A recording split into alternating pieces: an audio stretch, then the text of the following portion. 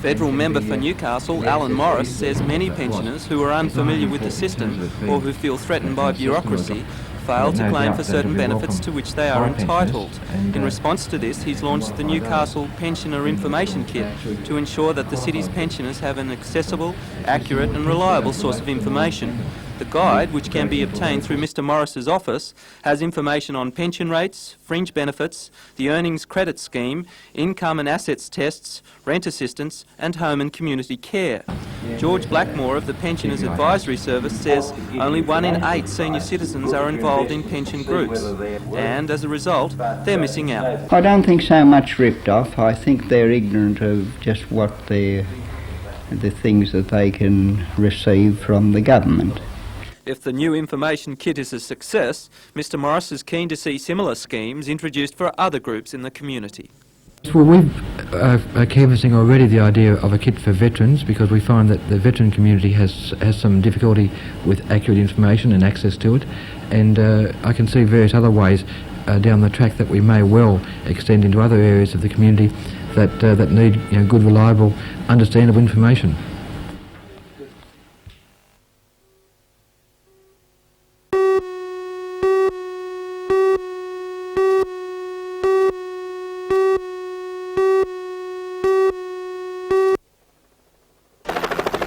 Three teenage boys have been rescued by helicopter after spending 2 nights lost in the rugged wilderness of Heaton State Forest.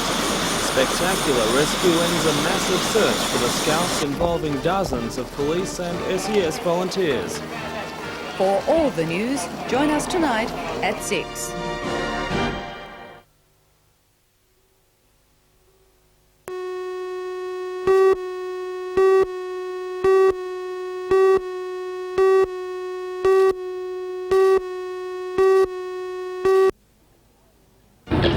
In tonight's NBN News, Aboriginal Week begins in the Hunter. Members of Newcastle's Aboriginal community took part in a march through the city after raising the familiar red, black and yellow flag. This year's theme is Time for Truth, and organisers say they hope it promotes understanding and harmony within the Hunter region. For all the news, join us tonight at 6.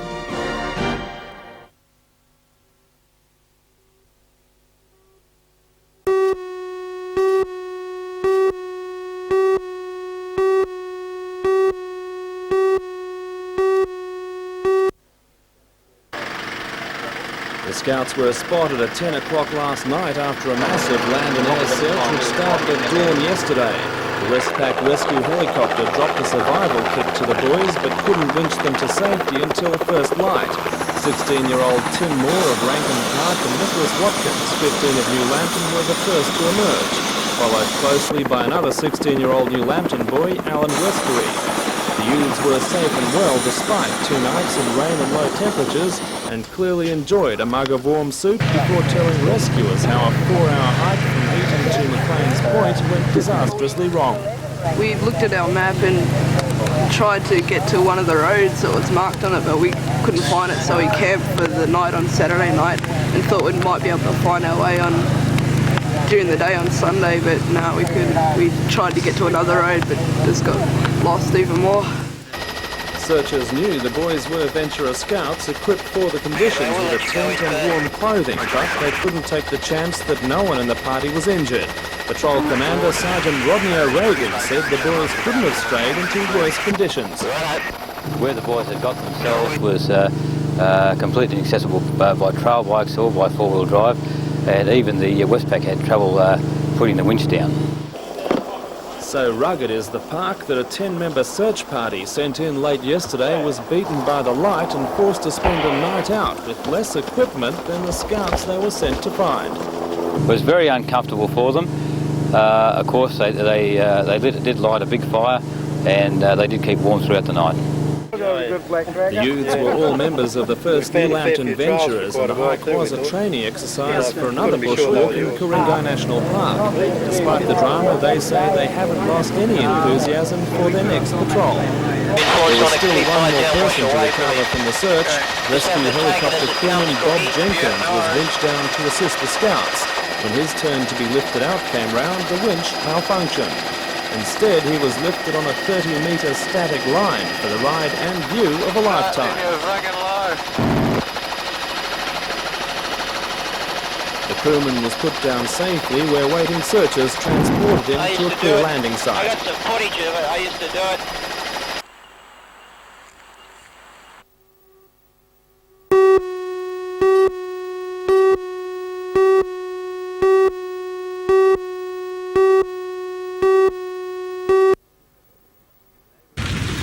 Neighbours alerted the fire brigade at 4:30 as a huge pall of smoke billowed over the abandoned buildings. The 50-metre single-storey hall was well alight by the time firefighters arrived. Subsequent water problems caused after a motorist ran over a hydrant didn't make the job any easier. Police suspicions were immediately aroused because power to the building had been cut, ruling out an electrical fault as a possible cause. A similar fire in a neighbouring building just months ago didn't alleviate their suspicions.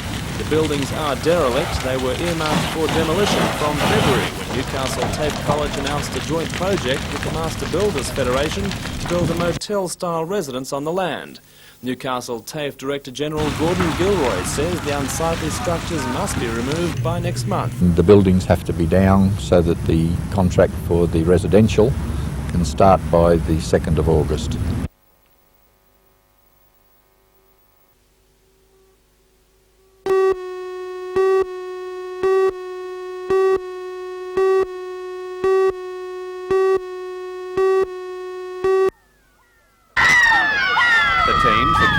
Cobra under-13s from near Los Angeles and the Escondido Earthquake under-15s from San Diego arrived on July 4th for a fortnight.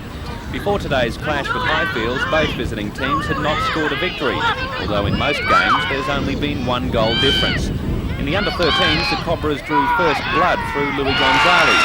They went to the break leading 1-0, but Highfields fought back to win 2-1. Before the under-15s match, the Mayor of Lake Macquarie, Alderman Ivan Welch, and Alderman Doug Carley presented the visitors with memorabilia to take home. In return, a plaque, complete with some original spelling from the Escondido Council, was presented to Lake Macquarie. In the under-15 match, Escondido and Highfields drew 2-2.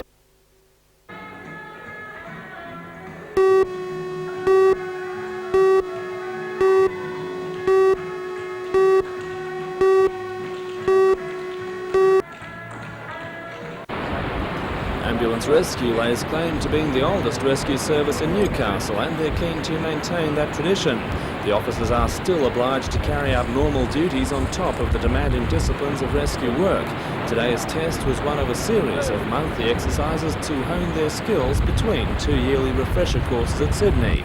The exercise had two aims: firstly to keep rescue officers practiced in lowering a Stokes litter and retrieving a patient, and secondly improving the abseiling skills of personnel delivering on-site medical attention.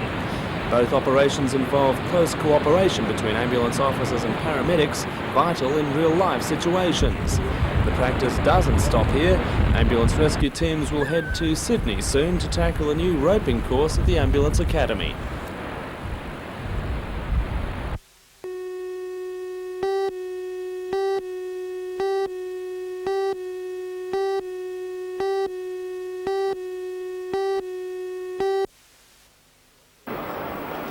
The Alcohol and Drug Centre operates from the second floor of the blood bank. Staff plan to continue using the building as an outpatient referral centre, but the state government funding will provide a much-needed home-style residence for alcoholic patients trying to kick the habit. An alcohol detoxification unit is a unit with a domestic atmosphere which is a safe place to dry out from alcohol. At the moment, if people present to the hospital or to this unit with alcoholism who need to dry out, we either have to send them home or they occupy a bed in either the general or psychiatric wards. Not only is that not cost effective, but it's not appropriate, because a general hospital bed is not the place to be when you're drying out from alcohol. The state government has also approved funding for a hydrotherapy pool at Stockton Hospital. The new facility will make life easier for patients in the district who face a 40-minute drive to the nearest pool at Lingard Hospital in Newcastle.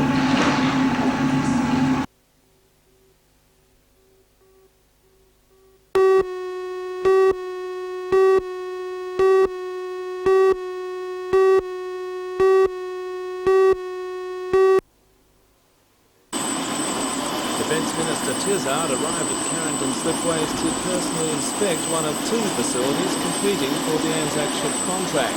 It's envisaged that New Zealand will purchase 4 of the 12 ships on the condition that the Kiwis supply 1/3 of the parts and components to the construction of the 1990s. The Minister says New Zealand won't have any contracting points over which shipyard wins the contract, but does want to see evidence of a stable industrial climate. We've got a program now to retire 2 of our frigates in 93 and 94. Now, if we're going to continue our operational program that we have, we've got to have the replacements by that time. And one of the things then I'm looking about is the level of cooperation that exists in the plants, because in the past Australian shipbuilding has not delivered on time. The Minister had just 20 minutes to inspect the shipyards before he and his entourage, New Zealand Ministry staff, New South Wales Development Department directors and warship manufacturers departed for a civic reception in Newcastle. His next port of call will be Williamstown Naval Dockyard in Victoria.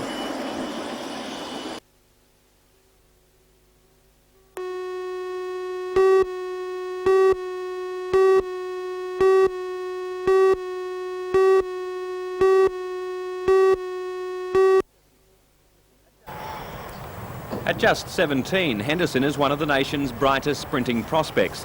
Back in March, during a tour of the United States, he beat many of that nation's best juniors. In the process, he set personal bests of 10.6 seconds for the 100 and 21.4 for the 200. It's these performances that have led to his selection in the national junior team to compete in China during August. Paul will run in the 100 and 200 metre events against athletes from China and Japan. The St Francis Xavier student has also been picked in the state junior team to travel to New Caledonia in September. Although he hasn't competed since March, that hasn't stopped him training 5 days a week.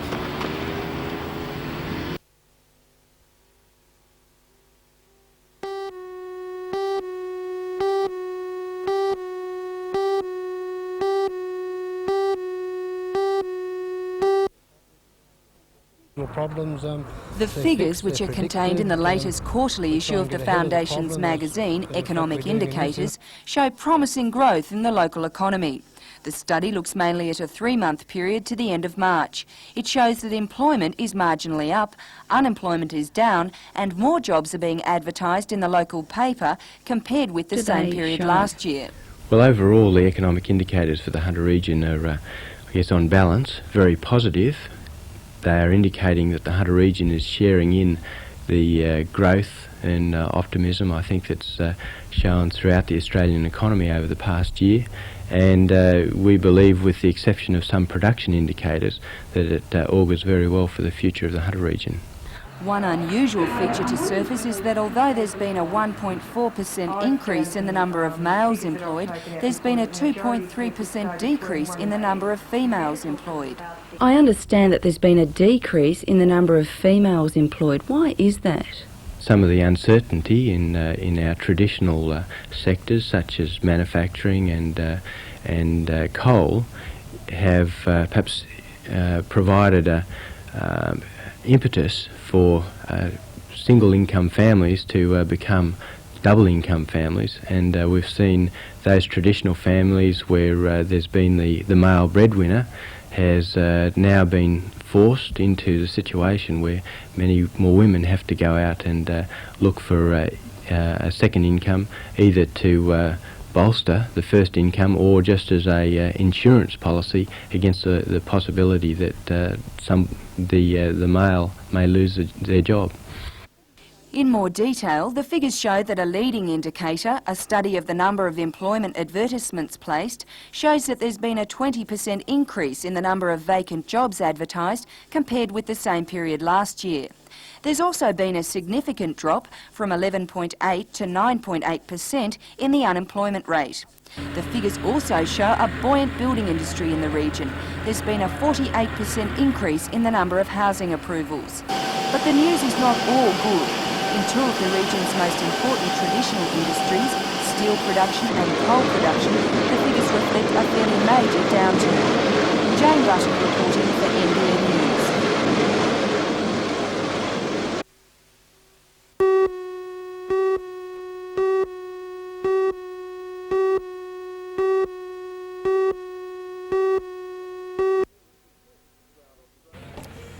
Stroud, Australia is the smallest of the towns in the competition. The event was initiated at Stroud in England in 1960, and Stroud, Australia joined Stroud, USA and Stroud, Canada a year later. The event has grown to be an annual highlight in the small town, regularly attracting thousands of visitors. Stroud owes its existence to timber, and no event there is complete without a wood-chopping championship. The most prestigious event, the tree felling.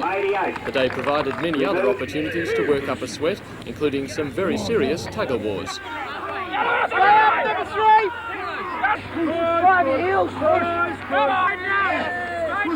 But of course the focus of attention is here.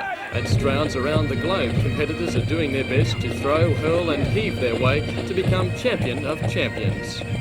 And as with any international competition, all factors must be equal. For that reason, every brick hurled is of the standard 5-pound American version, while every rolling pin weighs exactly 2 pounds. Rolling pin throwing was actually introduced by Stroud, Australia. The township now manufactures and supplies the pins to the other Strouds. Due to the time difference between countries, it will be tomorrow before competitors know who has become the 1988 World Champions.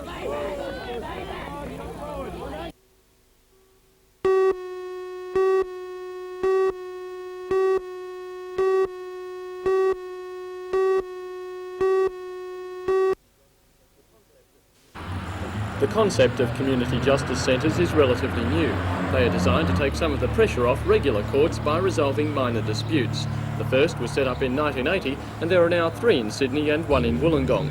The last state government promised Newcastle the 5th, and a date in March this year was set for its opening in the old court annex opposite the courthouse.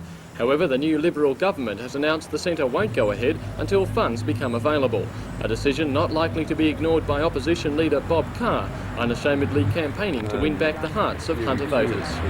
Well, Mr Carr, you seem to see this cost-cutting exercise as a fairly cynical one. Not only cynical, but really, in the end, it's not going to save money. The fact is, community justice centres are very effective in resolving disputes before they end up in the courts. The government decision has also angered the Hunter Community Council, a body representing almost 40 community and welfare groups, which has campaigned for the centre for 5 years. Council Secretary Greg Giles. Apart from anything else, it's really ironic that all of the politicians who said, oh, you know, the Hunter really counts now and we've got to give it its proper resources and so on, are now taking away something that Sydney's got 3 of and Wollongong got 1 of, and we've now got none of.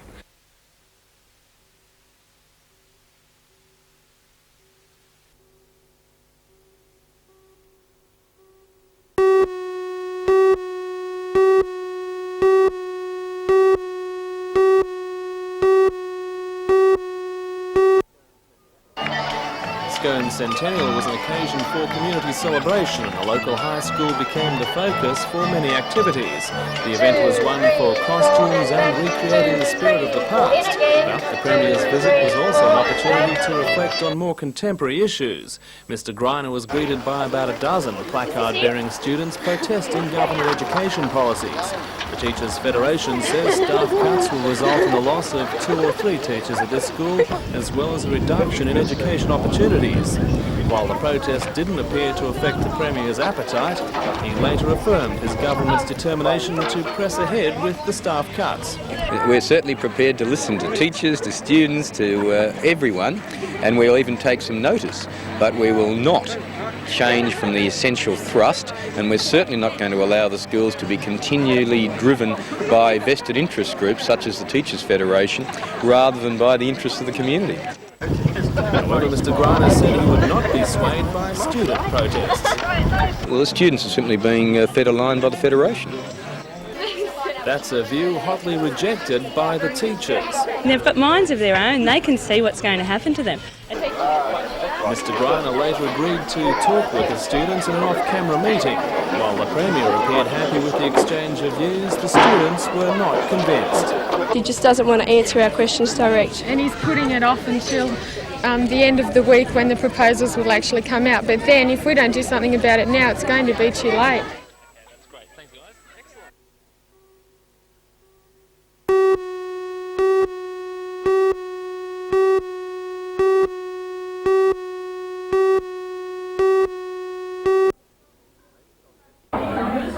Based on the Education Minister's reported plan, schools in the Hunter expect to lose 2 or 3 teaching positions each. Although the official government scheme won't be tabled until Wednesday, teachers and student groups have already mounted protests. Premier Greiner visited Scone High School on the weekend, where he made it clear no amount of debate would sway the government. So I don't think that people huffing and puffing before they know what's going on is really producing any meaningful debate at all. But that hasn't stopped speculation. Teachers Federation State Secretary Janet McLean says the impact of staff reductions is obvious. Already we can see the effects of a loss of 3 teachers or 3 teaching positions. If I give an example, in our school we have 10 science teachers, 9 full-time and 1 part-time supply casual. That supply casual will be one of the ones to go. We can no longer run science for year 11 and 12 together. The Federation predicts a loss of up to 200 Hunter teaching positions, but the Education Department says they've got their maths wrong. Hunter Department of Education Director Alan Beard says a task force will be set up after the announcement to speak to school principals and assess the impact of the changes. And I think with the kinds of adjustments that we can make in each high school, we should be able to cope pretty well with the changes without affecting the school curriculum too much, and without creating too much of an impact on individual teachers. Okay, that's great, I think. Thanks very much.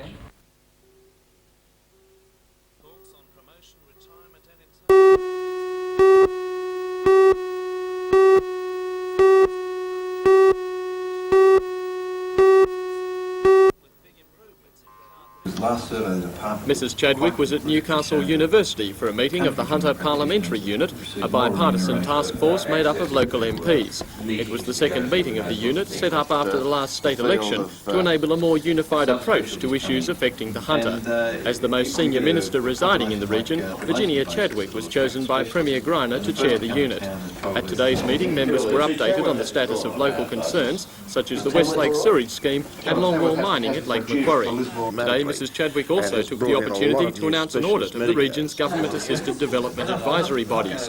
They are the Hunter Development Board, the Hunter Employment and Industry Development Board, the Hunter Technology Centre, the Hunter Regional Enterprise Agency and the Hunter Valley Research Foundation.